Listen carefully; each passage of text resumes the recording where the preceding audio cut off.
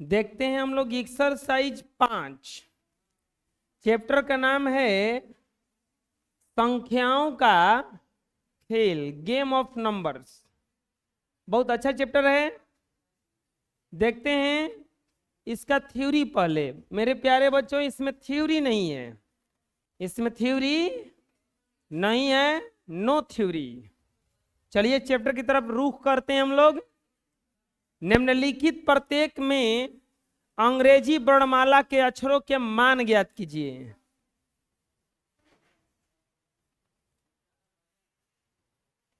कह रहा है कि निम्नलिखित में प्रत्येक में अंग्रेजी वर्णमाला के अक्षरों के मान ज्ञात कीजिए। जो ये अंग्रेजी वर्णमाला के अक्षर यहाँ पे ए लिखा हुआ है, यहाँ बी लिखा हुआ है, यहाँ पे सी लिखा हुआ है, ये बताना है कि क्या होगा इन ए बी सी की जगह पर, क्या होगा। जब भी ऐसा क्वेश्चन आता है मेरे प्यारे बच्चों, तो आपको एक बार और लिखना है इसको, और बिना कुछ डब्बा के लिख देना है 9 7।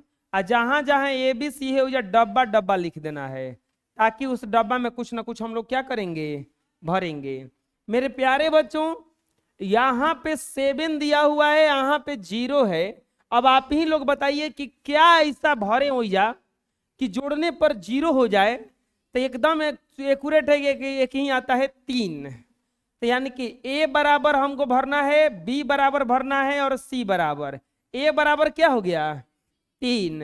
अब 9 7 3 के हो गया यहाँ पे 10, और 9 4 13, एगो हंसी लिया, यहाँ पे क्या भरा गया 14। यानी कि बी के जगह यहाँ पे क्या आ गया, और सी के जगह यहाँ पे क्या आ गया, आंसर। ऐ समझ में बुझाएगा हुआ। नेक्स्ट क्वेश्चन की तरफ रुख करते हैं मेरे प्यारे बच्चों। यहां पे दिया है तो इसको पहले लिखेंगे 2 बक्सा, 4 बक्सा, 6 बक्सा। यहां पे केवल लिखा हुआ है ए बराबर, ए बराबर लिखा हुआ है ना। अब आप ही बताइए कि ऐसा यहां पे क्या लिखें कि उसी को जोड़े कि उतना ही आए। जितना लिखेंगे उतना ही जोड़ेंगे और उतना ही आएगा। ऐसा क्या है, 0 0 ही है। तो यहाँ पे 0 0 0 यानी कि ये बराबर क्या हो जाएगा प्यारे बच्चों। आया समझ में कैसे बन रहा है, कोई दिक्कत है, बुझा गया, बनाइए इतना। नेक्स्ट क्वेश्चन की तरफ रुख करते हैं हम लोग। मेरे प्यारे बच्चों, इसको सबसे पहले क्या काम होगा कि यहाँ पे जो ए बी सी दिया है उसके जगह पे हम लोग बक्सा, गोदरेज, अटैची कुछ बनाएंगे। बना दिए, यहाँ पे लिखेंगे 6 हैजा क्या लिखेंगे गो बकासा। और यहाँ पे कौन कौन सा टर्म दिया है, ए बराबर, और एक और क्या दिया है प्यारे बच्चों, बी बराबर। मेरे नन्हे मुन्ने बच्चों, यहाँ पे भरना है, यहाँ पे भी अलग अलग भरना है। अब ध्यान से देखिए, जो यहाँ भराएगा वही यहां आएगा, जो यहां भराएगा और वही यहां ऐसन का भराएगा कि उहे ही जाएगा, ऐसन का भराएगा कि उहे ही जाएगा। 2 भरते हैं तो 2, अब बोलोगे कि याद करके आए थे, एक को भरिए ना, एक को भरिएगा तो हिजा 3 भर के हम लोग ना ला देंगे, एक हिजा 3 भरेंगे तो हिजा 1 ना आ जाएगा। 8 3 11, हिजा 1 भर दीजिए, हयो एक। लेकिन बबुआ अगर 3 हैजा भरब तो 8 3 आ 3 1 आ एगो हंसी लिया, हई कहां से आई, नाना घरे से 6 न लाना है उजा। तो यानी कि 1 ना भराई, क्या भराई हैजा 2। तो 3 आ 2 5 आ 1 6 तो हो गईल। हेजो 2 आवे के चाहिए, हेजा 2 भराई तो हेजो कितना आवे के चाहिए, हेजा 2 लावे खातिर हेजा कितना लिखे के पड़ी, 8 4 12 के 2 हंसी लिया, 3 आ 2 5 आ 1। यानी कि ए बराबर हो गया 2 और बी बराबर हो गया। आया समझ में। अरे एकदम संख्या के साथ खेलना है, खिलवाड़ करना है संख्या के साथ, ना बुझा रहा है। हेजा देखिए, यहां पे दिया है बक्सा 9, और फिर 3, हेजा क्या दिया है बकासा, हेजा हो जाएगा बकासा हेजा दिया है। मेरे प्यारे बच्चों क्या क्या मान पूछ रहा है, ए बराबर और क्या पूछा है, आप अपने से सोचिए, हेजा ए, हेजा बी या हेजा बी, यानी कि जो यहां भराएगा वही हेजा आएगा, आएगा ना। तो ऐसा का भरे कि ओजा ई आ जाए। मेरे प्यारे बच्चों यहां पे 9 है, हेजा 7 लाना है, का भरना होगा हेजा। आज जैसा ही हेजा आप 8 लिखे तो हेजा वाला इंतजार कर रहा है कि हेजा 8 लिख दिला हो, हेजो 8 लिखो। चलो देखो तो इंजा लिख के 8, 9 बाय 8 17। अब हेजा ऐसा भरना है कि 8 आ जाए, तो हेजा का भर देंगे, क्योंकि एगो हंसिलियो है, तो ये हो जाएगा 9 8 17, यानी कि ए बराबर हो गया 4 और बी बराबर क्या हो गया। एकदम आसान है कि नहीं है ना। मेरे प्यारे बच्चों यहां पर बक्सा 7 हेजा 2 4 ना, 4 हेजा खाली बक्से बक्सा, ढेरे बक्सा, हैट्रिक बक्सा, गुदरेज 4 7। एक बात ध्यान रखो, हेजा जहां एक को कुछो भरे वो कहेगा कुलीन में एके भराएगा, का है बी बी बी, ये तीनों एके है। तो हेजा 7 4, तो हेजो कितना आएगा, एक एक आएगा, आएगा ना। हेजा लिख देंगे ए बराबर, एने का लिख देंगे बी बराबर।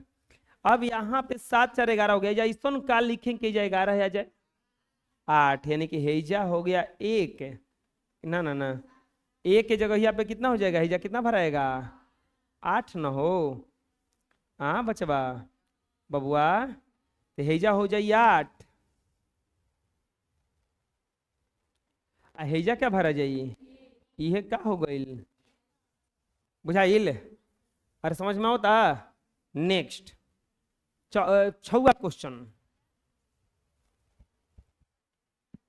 इसको बनाएंगे तो लिखेंगे ऐसे, या 4 8 बक्सा बक्सा, हेजा बक्सा 5 बक्सा। मेरे प्यारे बच्चों भर दिए, ए बराबर भरना है, बी बराबर, सी बराबर। बताइए जौवन हेजा भराएगा वही हेजा आएगा, तो क्या होगा 7, क्योंकि हेजा 5 लाना है, तो 7 हेजो 7 आ जाएगा, 7 4 11 1 12, ए बराबर 7, अब बी बराबर 1, सी बराबर 2। आइल बात है ना। चलिए बढ़िया बना लीजिए।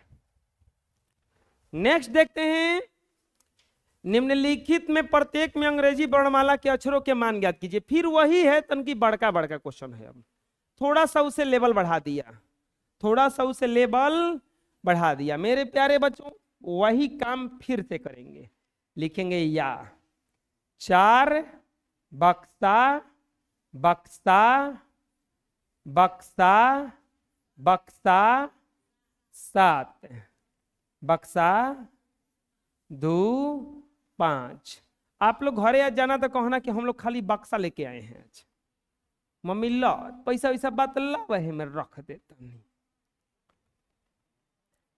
बुझाता ना बबुआ। हेजा पी भराई तो हेजो पी भराई, आ हेजा क्यू भराई तो हेजो, जाने कि जवन हेजा भराई तो ने, तो हेजा का भराई के हेजा 5 आई 8, तो ये 8 हेजा तो फोड़ देने 8, हेजा हो जाए क्यू बराबर 8। अभी मत लिखे के लास्ट में लिखल जाई ना, 8 7 15 के हासिल 1, हेजा 2 पहले ही से बा, आ 1 हासिलियो बा, तो 8 1 9, हेजा का भराई तो 2 आई 3, 8 3 11 1 12 हो गई ना, हेजा 3। आ जब हेजा 3 तो हेजो कहता कि हेजो 3 भराई, 4 3 7 1 8, यानी कि P बराबर हो जाएगा आपका 3, और Q बराबर कितना हो जाएगा 8। आंसर आया समझ में। नहीं बुझाया? अगला ये वाला बनाइए, ये वाला 7 8 अटैची, एक गोदरेज, अलमारी, झोला, 8 5 हो गई ले। कौची कौची के मान निकाले के बा? पी और ई क्यू के, पी और ई। प्यारे बच्चों, हेजा पी तो हेजो पी तो हेजो पी, लाइन से पी भराई नो, तो हेजा मूर्खे सब। हेजा 8 आइल बा, तो हेजो पी भरे के बा, हेजा का ऐसा भरल जी के जाए 8 आई। अच्छा हेजा जब 0 भराई तो सब 0 ना हो जाई रे, 7 8 जोड़ के 0 कैसे आइए? बुझाता ना? तुम्हें 0 ना भराई, हमें ध्यान से कुछ भरे के बा। हेजा 5 लावे के बा, कितना लावे के बा? 5। हेजा 5 लावे के बा, हेजा 7 आ 1 8, आ ए में हंसिलिया एगो जोड़ल जी तो काई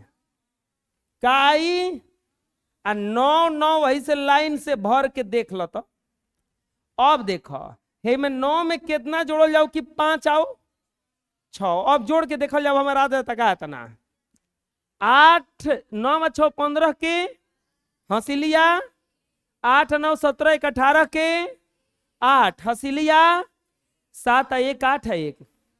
ये कैसे भराइला देखो, उल्टा भरा जाएगा के हम हेजा से भरी चालू कुल हनी का है। देखो 7 1 8 एगो बक्सा दिले बा, एकरा मतलब एकरा में कुछ ऐसा जोड़ल जाता कि हासिल नहीं खे आवत। ठीक, अगर हासिल आ जाई तो 7 1 8, अगर 2 जोड़ाई तो 10 हो जाई, आ हेने जगह ही नहीं देले, एकरा मतलब लास्ट में क्या भराई 9, क्योंकि 9 से बेसी जाई तो एक और जगह चाहिए, एक और जगह दे ले नहीं खे, तो हेजा 9 तो हेजो हेजा तिरछा ऐसा 9 जाता, हेजो 9 हेजो 8 9 17 1 18 यानी कि हासिल होला हेजा क्या भरा जाई 6, यानी कि पी बराबर हो गई 9 आ क्यू बराबर हो गई। बुझा गई? तन के दिमाग लगावे वाला क्वेश्चन बा। चलो बना लो जा, बना ले हुई बजा, आगे देखे के। हमार बबुआ बचिया देखल जा, सबसे पहले एकरा के लिखल जाई बक्सा अटैची के साथ।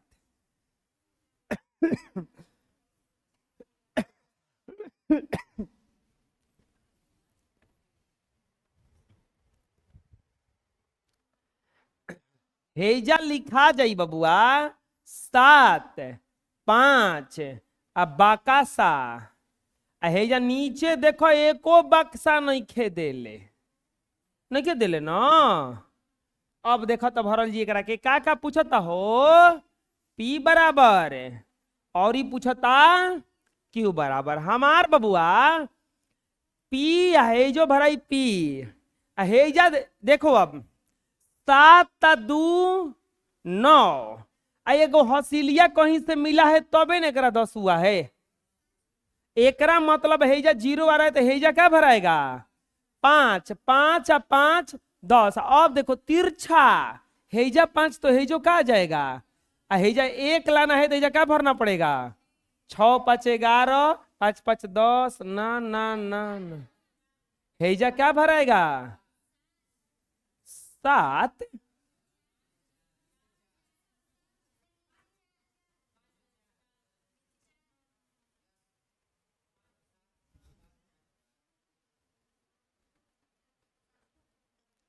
हेजा 4 भराई, आ तब हेजा कौची आई, आ तब हेजा का आई हो गईल पी के जगहिया पे 4 आ क्यू के जगहिया पे 7। बुझा गईल? चलो जा नेक्स्ट क्वेश्चन देखल जाओ। बक्सा उक्सा बनावा जाए एकरा में, बना दलो जा। वाह हमार तेज बच्चा सब।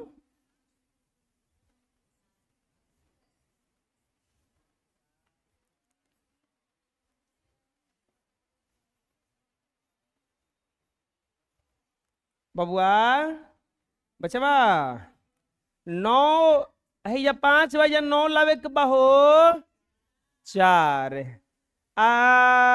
हेजा जोन भराई तौने हेजा आई 4 आ 4 आ 2 6 जौन हेजा भराई तौने हेजा आई हो गईल P बराबर 6 आ Q बराबर 4। आंसर हो गईल हो। बना लो जा। Next question. अब देखो जा 3 गोला नो 3 गोला आइल बा। 3 गोला आइल बा तुमने के डेराइल जाई हो आए 3 गोला आवे आ चाहे 3 हजार गोला आवे हमनी के डेराए वाला आदमी जा हो आ तो जना डेराए वाला हो जा हो डरपोक 8 7 15 आ 15 3 18 लेकिन हेजा का आया हो 19। एकरा मतलब कुछ ऐसा भरना है कि एक हासिल होके के चाहिए जीरो ना भराई फटाफट जीरो भरत जाके जैसे यहाँ तक जीरो भर देवे के जीरो ना भराई फिर हासिल कहाँ से आई तो ऐसा का भराई तू सब उहे भराई बताओ जवाब। हाँ 5 5 5 दूनी के 10 पस्ती आई 15 जोड़ ली तो कितना चाहिए 20 5 5 10 5 15 गौसिलिया 1 हो गई P बराबर क्या भरा जाई 5। बुझा गई ना समझ में आया। अब है जा बक्सा बनावल जी पहले एकरा में 1 4 3 बक्सा बक्सा 1 ना बक्सा बक्सा बक्सा बक्सा 8 प्यारे बबुआ 4 3 1 4 लेकिन अब मिलावे के बाद कि हेजा का भराई की 5 आई चलो छोड़ देवे के करा के जौवन हेजा भराई तौने हेजो भराई या हेजा हाथ ना आई ये ना। अगर हेजा 3 1 4 तो हेजा अगर हमने के 1 भरत जा तो 5 तो हो गई चलो हेजा भर जाए। अब 3 चारों जगह एक के चीज भराई चारों जगह एक के चीज भराई तो ऐसा का भराई क्वेश्चन आ जाई 2 2 2 आ 2 आ 4 आ 2 आ 2 आ 1 आ तो गई हो तो यानी कि P बराबर कितना हो गई 2 आ Q बराबर कितना हो गई 1 R बराबर कितना हो गई ये टोटल का टोटल क्या हो गई बुझाइल बनाओ जा। नेक्स्ट निम्नलिखित में प्रत्येक अंग्रेजी वर्णमाला के अक्षरों के मान ज्ञात कीजिए। फिर वैसे क्वेश्चन इस संख्याओं का खेल है लेकिन अब गुना आ गया कौची आ गया बच्चों बक्सा में बक्सा से गुना करके आ 3 बक्सा लावे के बा ऐसन का भराई कि हेजा उहे आई 1 1 ना हो जाई का ना कहो का है क्या है कि 1 1 तो भर दे बही जाए 1 आ जाए लेकिन 1 1 में गुना कोइला पे 1 ना आई यही से का भराई हेजा 6 6 6 के 36 के 6 हो तो गइल ये बराबर कितना हो जाई हो ना बुझाइल दिक्कत बा यहाँ पर बाकसा 5 हेजा 5 से गुणा करे के बा हेजा बाकसा बाकसा बाकसा लावे के बाद 3 3 गो बक्सा लावे के बनो आए 3 3 गो बक्सा न 3 3 गो टाली बबुआ कितना भरल जी जा हो 5 5 आ एगो देखो हेजा x रख ले बा तो हेजो x रख ले बा एक के चीज बा दोनों जग लावे के बनो लावल जी ऐसे गुणा करा 5 25 के अब एजा ओइसन हेजा 2 भर ना 5 दूनी के आ 2 12 के 2 आ एगो हंसीली 12 के 12 x बराबर हो गईल 2 और y बराबर हो गईल 5 और z बराबर हो गईल बुझा गेल किसे भराइल अरे 25 5 125 ना होला चलो बना ला जा। नेक्स्ट ये वाला पानी बजेगा अपने से। देखिए बच्चों, यहां पर लिखेंगे बक्सा 6 लवकुश बन गई बबुआ। काहे हो, देखो देखो जा, सब जना देखो जा, हेजा ऐसन भराई कि हेजा आई 6। अच्छा है 4, 4 छके 24 के 4। अब ऐसन हेजा का रखाई कि उहे आई, गलती भरविल बड़ा सन 6 भरवा जा 6 6 के 36 के 6, नहीं 6 भी नहीं होगा 4।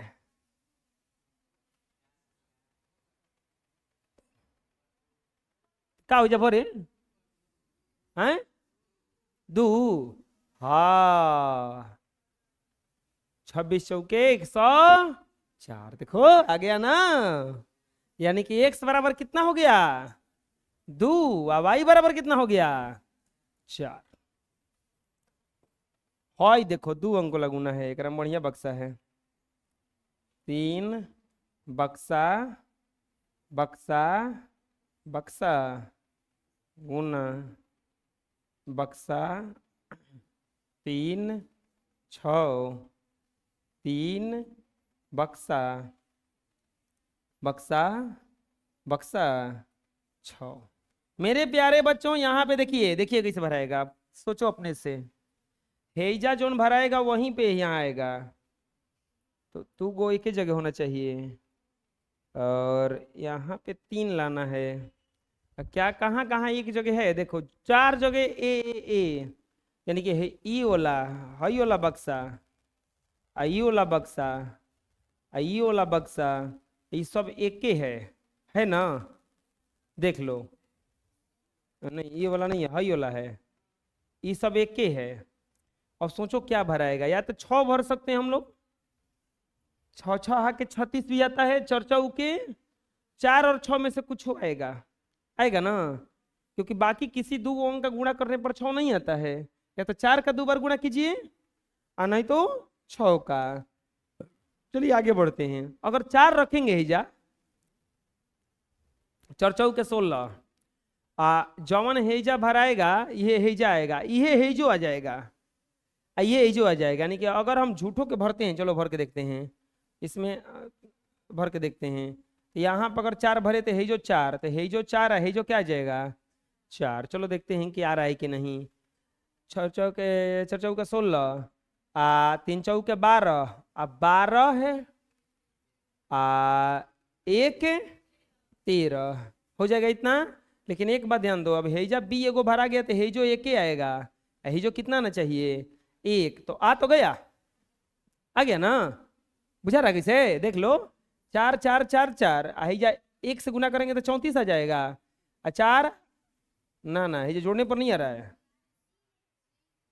हेजा सी है, हेजा दूसरा कुछ है, तो 4 और 3 7, हेजा होगा 3 1 4, आ तो गया। यानी कि बताओ यहाँ पे क्या भरा जाएगा बच्चों 4, यहाँ पे क्या भरा जाएगा 4, तो हेजा 4 भराया तो हेजो क्या आ जाएगा 4, 4 चौके 16 के 6, यहाँ पे चढ़ते ही 12, 1 13, यहाँ पे 1 तो हेजो 1, हेजा हो जाएगा 4, हेजा 6, 4 3 7, हेजा 3 1 4। यानी कि यहाँ पर ए बराबर हो जाएगा 4, बी बराबर हो जाएगा 1, सी बराबर हो जाएगा 7। आया समझ में, बुझा गया, चलिए बना लीजिए।